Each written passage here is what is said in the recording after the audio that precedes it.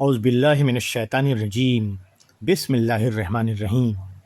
سورہ آل عمران، ترجمہ اور تفسیر، آیت نمبر 28 سے آیت نمبر 32 تک۔ ان آیات میں اللہ تبارک و تعالیٰ نے ایمان والوں کو کافروں سے دوستی سے بچنے اور اللہ کے رسول کی اطاعت کا حکم دیا ہے۔ لا يتخذ المؤمنون الكافرين اولیاء من دون المؤمنین ومن يفعل ذلك فليس من الله في شيء الا ان تتقوا منهم تقاتا ويحذركم الله نفسه والى الله المصير۔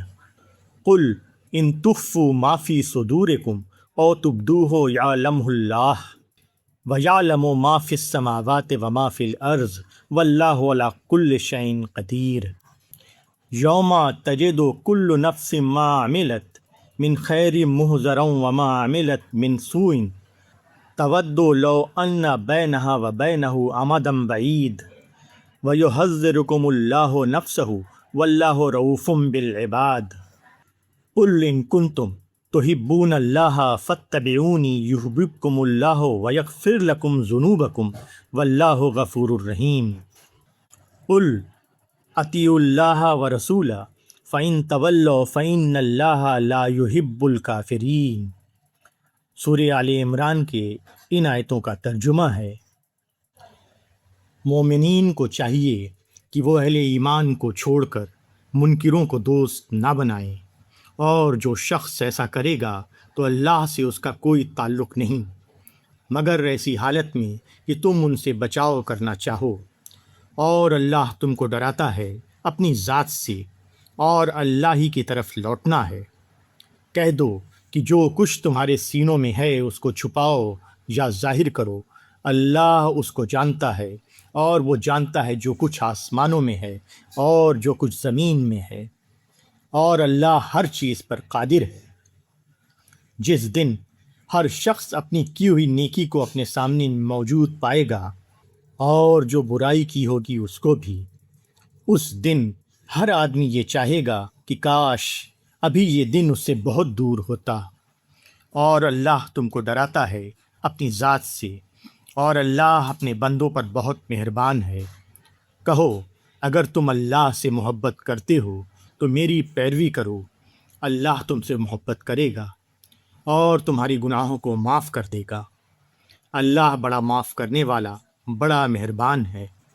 کہو کہ اللہ کی اطاعت کرو اور رسول کی بھی، پھر اگر وہ اعراض کریں تو اللہ منکروں کو دوست نہیں رکھتا۔ سورہ آل عمران کی ان آیتوں کی تفسیر ہے۔ مومن تمام انسانوں کے ساتھ نیکی اور عدل کا سلوک کرنے والا ہوتا ہے۔ اس میں مسلم اور غیر مسلم کی کوئی تفریق نہیں، مگر جب غیر مسلموں کے ساتھ دوستی مسلمانوں کے مفاد کی قیمت پر ہو تو ایسی دوستی مسلمان کے لیے جائز نہیں۔ تاہم بچاؤ کی تدبیر کے طور پر اگر کسی وقت ایک مسلمان یا کسی مسلم گروہ کو غیر مسلموں سے وقتی تعلق قائم کرنا پڑے تو اس میں کوئی حرج نہیں۔ اللہ نیت کو دیکھتا ہے، اور جب نیت درست ہو تو وہ کسی کو اس کے عمل پر نہیں پکڑتا۔ تمام معاملات میں اصل قابل لحاظ چیز اللہ کا خوف ہے۔ آدمی کسی معاملے میں جو رویہ اختیار کرے اس کو اچھی طرح سوچ لینا چاہیے کہ اللہ اس کا حساب لے گا، اور اس کے انصاف کے ترازو میں جو غلط ٹھہرے گا وہ اس کی سزا پا کر رہے گا۔ اللہ سے کسی انسان کی کوئی بات اوجھل نہیں، خواہ وہ اس نے چھپ کر کی ہو یا اعلانیہ کی ہو۔ جب امتحان کا پردہ ہٹے گا اور آخرت کا عالم سامنے آئے گا تو آدمی کے اعمال کی پوری کھیتی اس کے سامنے ہوگی۔ یہ منظر اتنا ہولناک ہوگا کہ وہ چیزیں جو دنیا میں اس کے نفس کی لذت بنی ہوئی تھیں وہ چاہے گا کہ وہ اس سے بہت دور چلی جائیں۔ اللہ کسی کے اسلام کو جہاں دیکھتا ہے وہ اس کا قلب ہے۔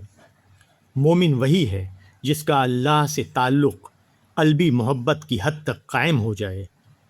ایسے ہی لوگ ہیں جو اللہ کی محبت اور توجہ کے مستحق بنتے ہیں، اور جو شخص اللہ سے اس طرح تعلق قائم کرے کہ اس سے اگر کوتاہیاں بھی ہوتی ہیں تو اللہ اس سے درگزر فرماتا ہے۔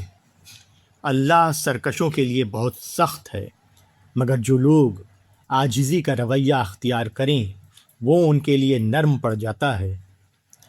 یہ ایک نفسیاتی حقیقت ہے کہ جس سینے میں کسی کی محبت موجود ہو، اسی سینے میں محبوب کے دشمن کی محبت جمع نہیں ہو سکتی۔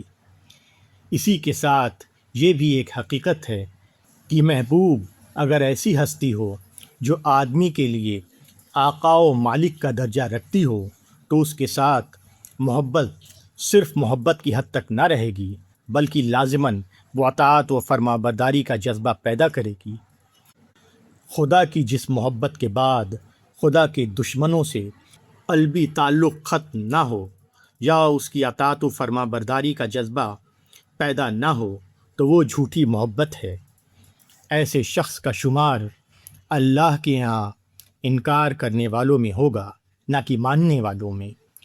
رسول وہ شخص ہے جس کے کامل خدا پرست ہونے کی گواہی خود خدا نے دی ہے، اس لیے خدا پرستانہ زندگی کے لیے رسول کا نمونہ ہی موجودہ دنیا میں واحد مستند نمونہ ہے۔